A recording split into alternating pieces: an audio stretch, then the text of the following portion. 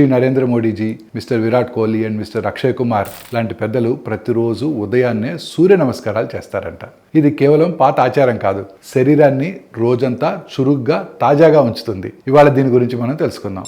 సూర్య నమస్కారాలు అంటే సులువుగా ఒకదాని తర్వాత ఒకటి చేసే కొన్ని కదలికలు. ముందుకు వంగితే కడుపు మెత్తగా మర్దనయ్యి ఆహారం సులువుగా జీర్ణమవుతుంది. ఇక వెనక్కి వంగితే ఛాతి విశాలమై గాలి బాగా పీల్చుకోవచ్చు.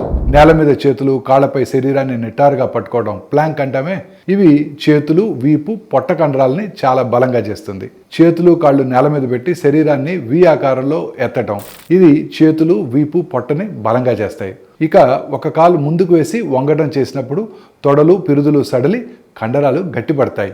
ఎక్కువసేపు కూర్చునే వాళ్ళకి ఇది చాలా మంచిది. నెమ్మదిగా శ్వాసతో కలిపి చేసినట్టయితే మనసు ప్రశాంతంగా ఉండి శరీరం పూర్తిగా మేలుకుంటుంది. కేవలం కొన్నిసార్లు చేసినా శక్తి పెరిగి శరీరం తేలిగ్గా సులువుగా కదులుతుంది, మనసు ఏకాగ్రతగా ఉంటుంది.